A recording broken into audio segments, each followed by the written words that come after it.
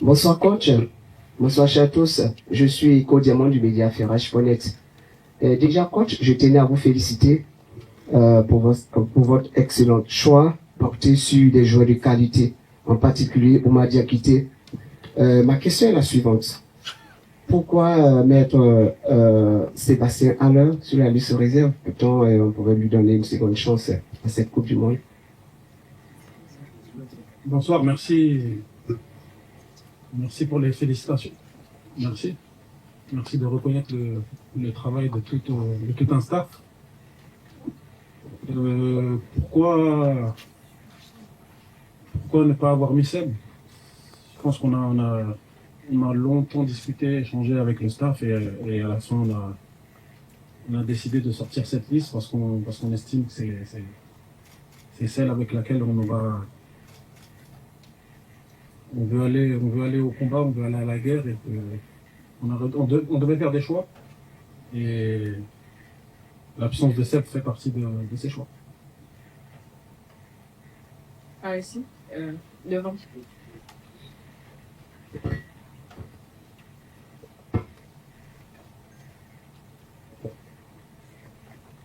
Bonsoir coach, Sans Séverin, du magazine Abidjan Sport. J'ai une question à deux volets. J'ai vu que Martial Goudot n'est pas sur la liste. Sur ceux qui sont là, derrière Yann Diomandé, il fait les meilleurs stats, avec notamment une quinzaine de buts au championnat. Alors pourquoi Goudot n'est pas là? C'est un. Et puis deuxième chose, quelle a été la réaction du président de la FIF quand vous lui avez montré la liste?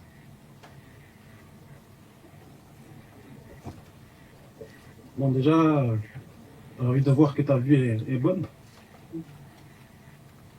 Comme tu as vu que Godot n'était pas dans la liste. C'est un bon constat. Et pourquoi? C'est la même réponse que je vais donner que la précédente. On avait 26 noms à cocher, il fallait faire des choix. Donc on a choisi ces 26-là. Malheureusement pour les autres.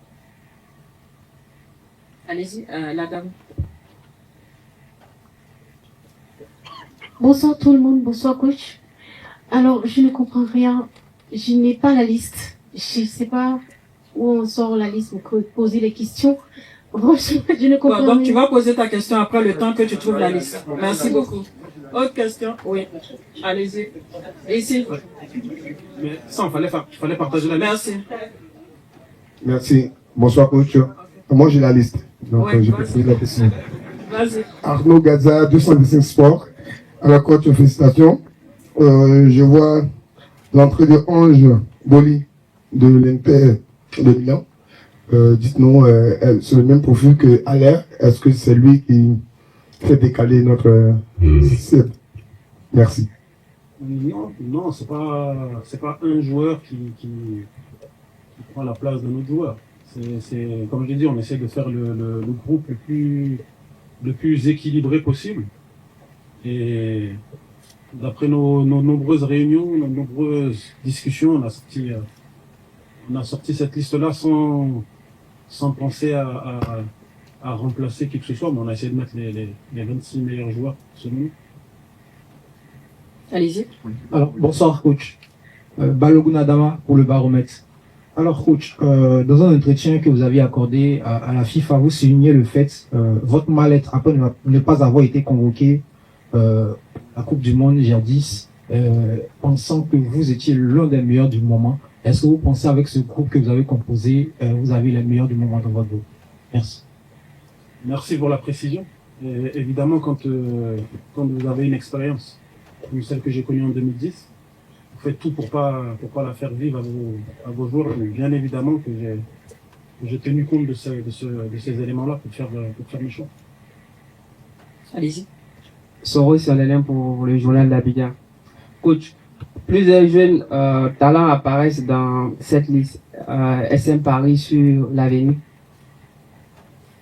Bon, c'est vrai qu'il y a pas mal de jeunes qui nous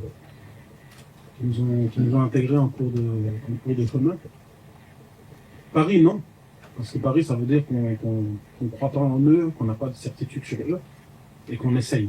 Donc non, nous, on croit en eux. on croit en leurs capacités, on sait qu'ils vont beaucoup nous apporter. Et bien évidemment, s'ils sont là aujourd'hui, ils vont travailler pour être là demain et faire en sorte qu'ils soient à la fois et le présent et l'avenir de la sélection. Mais c'est pas un pari. C'est vraiment qu'on croit en eux et qu'on sait qu'ils peuvent nous apporter quelque chose. Oui, bonsoir coach. Koné Mohamed Balo, journaliste, commentateur pour le groupe RTI.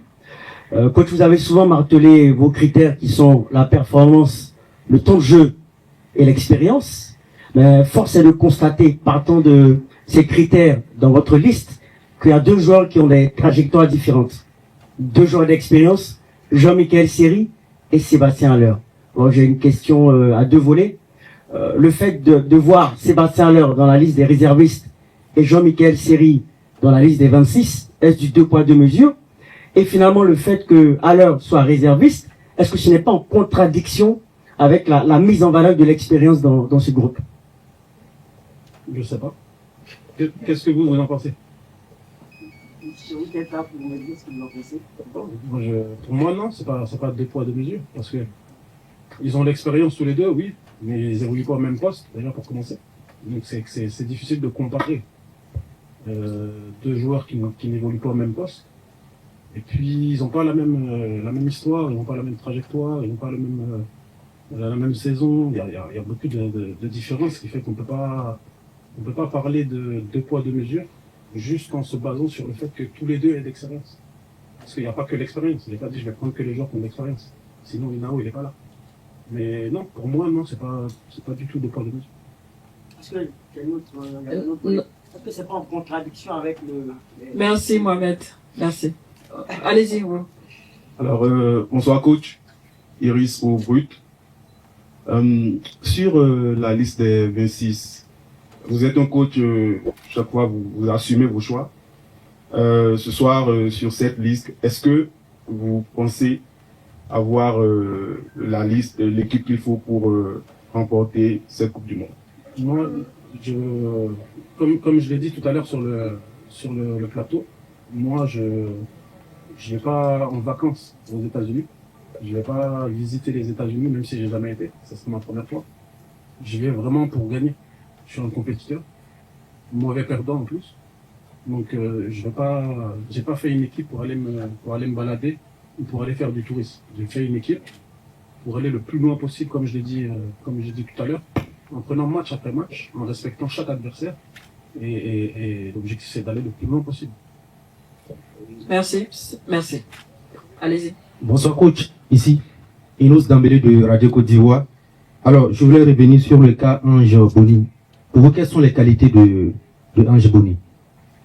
Pour moi, c'est un attaquant complet, athlétique, qui est assez probablement le long de but, qui est aussi capable de venir participer au jeu, dans le cœur du jeu.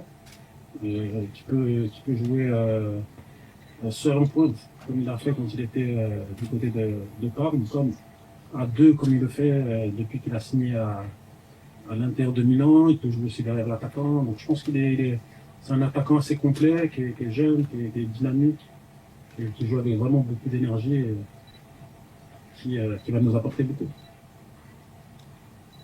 Le micro, s'il vous plaît, monsieur. Ok, vas-y.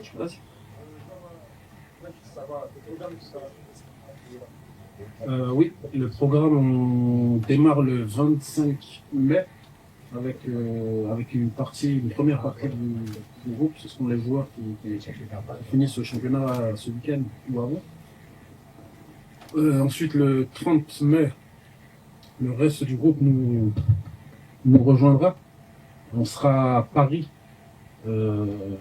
pour la préparation. Donc le 30, on nous rejoint, le reste du groupe nous rejoint. Le 3, on partira pour Nantes pour jouer le match le 4 contre la France, comme vous le savez tous. Et rentrer à Paris le 5 pour voyager et aller à Philadelphie le 6. Allez-y, oui. Bonsoir coach, Ivoris V, NCI. Coach, vous signifiez tout à l'heure que vous partez à la guerre, et quand on part à la guerre, on part avec ces hommes forts du moment, qui ont de l'expérience, qui ont du vécu et surtout qui sont en forme. Alors, coach, ma question est la suivante, et surtout quand on parle, c'est qu'elle en parle avec des leaders dans chaque compartiment.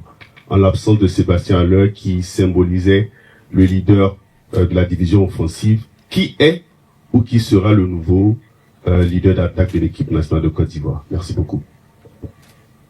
On n'a pas forcément un leader par ligne. Je pense qu'on a des leaders dans le groupe. Nous, en tout cas, le staff, on compartimente pas les lignes. C'est vraiment le groupe le groupe de 26 qui va aller à la guerre. Les cadres, ils sont là, les leaders aussi sont là. Après, il y a différents types de leaders. Il y a des leaders techniques, il y a les leaders de terrain, de hors terrain. Donc, non, je pense que les leaders sont bien là et que le groupe est assez équilibré pour aller à la guerre. Bonsoir coach, Arnold Didi de Live TV. C'est une question qui revient à chaque fois en conférence de presse, mais j'ai osé quand même. Elle concerne le football local. Il n'y a aucun joueur du football local sur la liste. Je crois que vous avez aperçu une seule fois au stade. Est-ce que le football local vous intéresse? Est-ce que vous aimez le football local ivoirien? Et qu'est-ce que vous pensez du niveau qu'ils ont? Est-ce que pour vous, ils n'ont pas le niveau du mondial? C'est pas la question du niveau du mondial ou du niveau de la CAN. Nous, on essaie de prendre les meilleurs joueurs. Si on estime que le meilleur joueur est local, on va le prendre. Nous, on n'a pas bien au contraire. On n'a pas de problème avec ça. On est pour le développement du foot en Côte d'Ivoire. La preuve, on a mis en place des formations pour les préparateurs physiques en Côte d'Ivoire, ce qui a été une première. Donc, non, on est à fond derrière le développement du foot ivoirien. Après, c'est pas parce que je veux développer le foot ivoirien que je vais sélectionner un joueur local. Il faut que les joueurs que je sélectionne soient meilleurs que ses concurrents, qu'ils soient ici ou qu'ils soient partout dans le monde. Bonjour coach, Nasser Eli, consultant sport LCI. Un mot sur les réservistes quand même, on sait que c'est une expérience qui s'est avérée parfois par le passé dans certaines autres sélections traumatisantes pour les concernés. Déjà, est-ce que vous les avez avertis avant d'annoncer publiquement la liste qu'ils seront parmi les réservistes? Quel a été leur retour et est-ce qu'ils sont véritablement prêts pour pouvoir pallier à une éventuelle absence qu'on ne souhaite pas évidemment? Ils seront prêts. Je pense que avant de sélectionner des joueurs, on s'assure qu'ils soient aptes, qu'ils soient prêts, qu'ils soient motivés.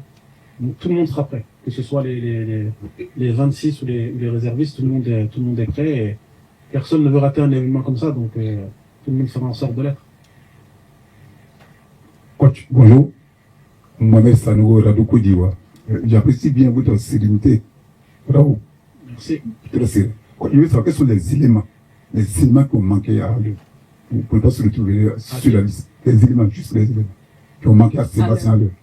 Il y a pas d'éléments. Comme j'ai dit, 26, il faut faire un choix, il faut partir équilibré.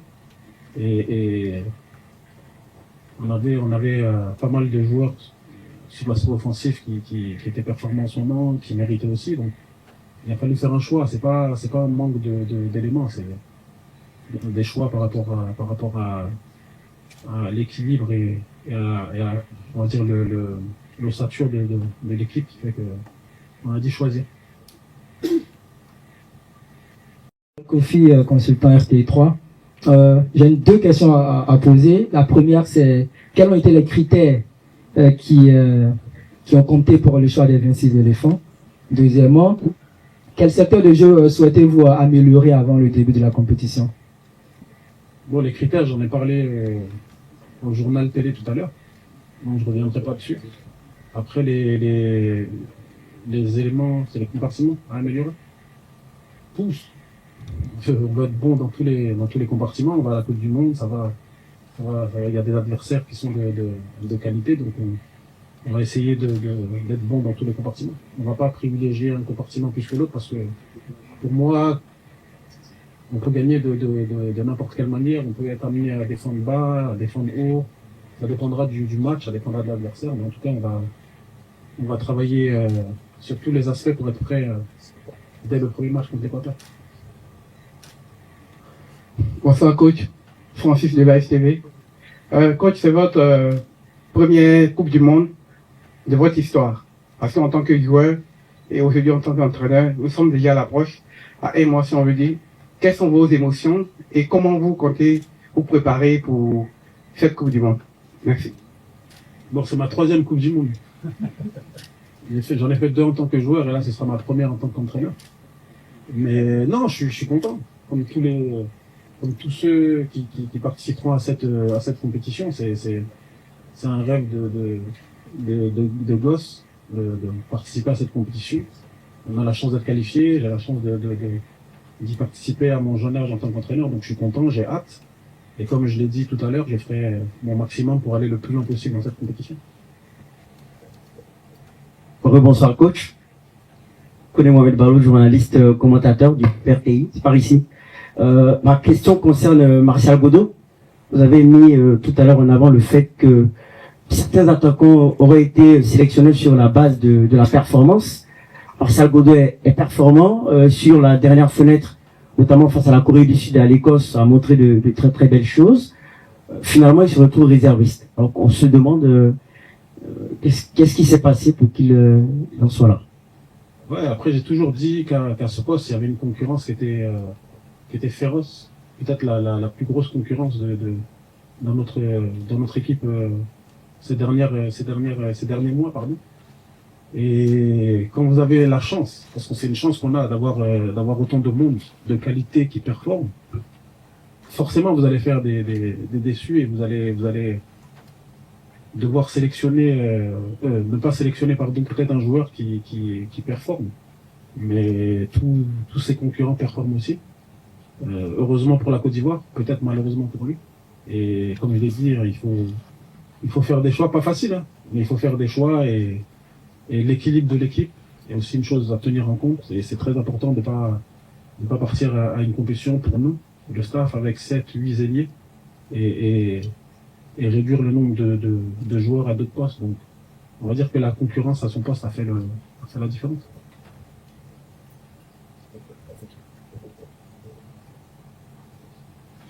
Bonsoir, coach. Je suis Angéline Aïcha. La chaîne est AT Communication. Alors, déjà, quand on entend la Coupe du Monde, on sait que c'est le haut niveau. On a affaire à des joueurs vraiment performants.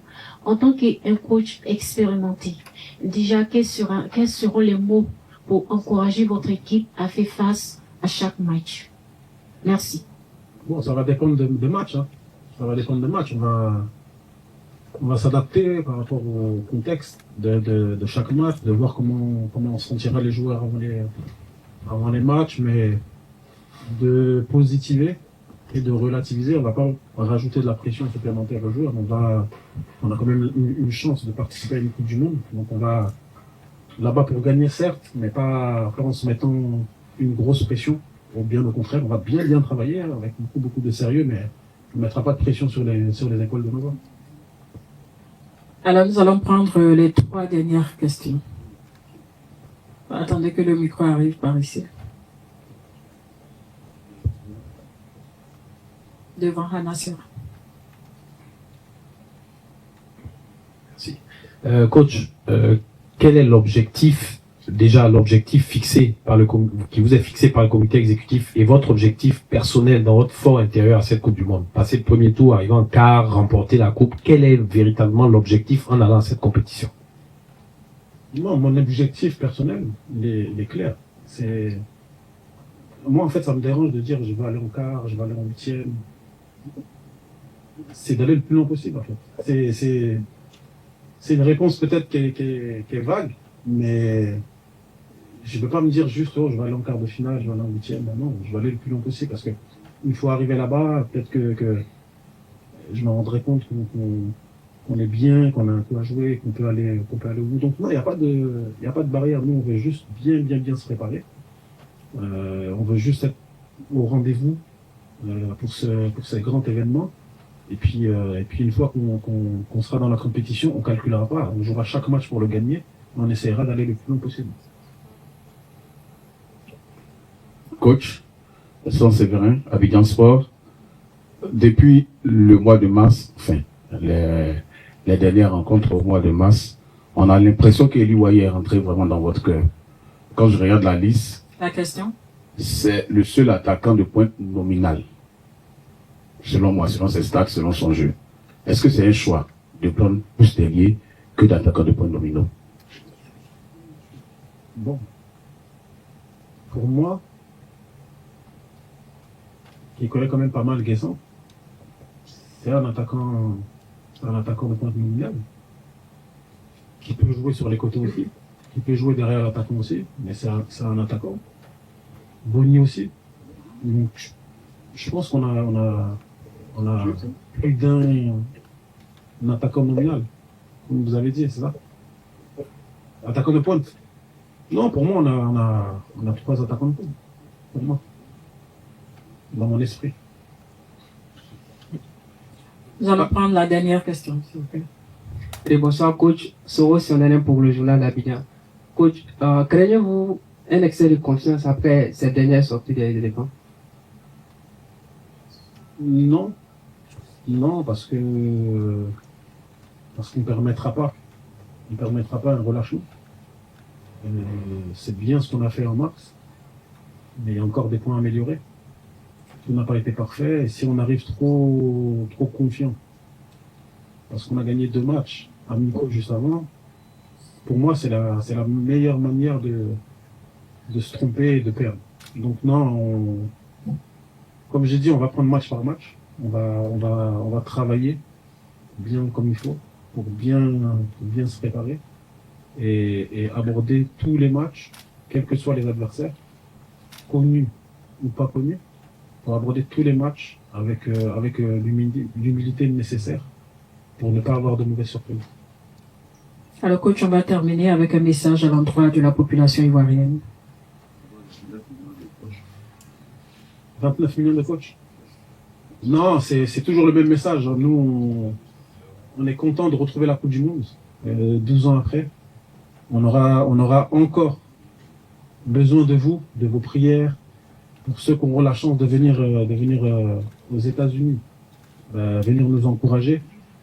Ceux qui n'auront pas cette chance-là et qui sont derrière leurs petits écrans, priez fort pour nous. Soyez positifs, soyez bienveillants. Envoyez vraiment toutes vos énergies, toutes vos ondes positives pour que la Côte d'Ivoire aille le plus loin possible et écrive l'histoire.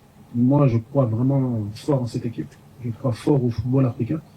Et je sais que si on a la volonté, si on a la foi, on peut aller très très loin. On pourra aller très très loin dans cette compétition.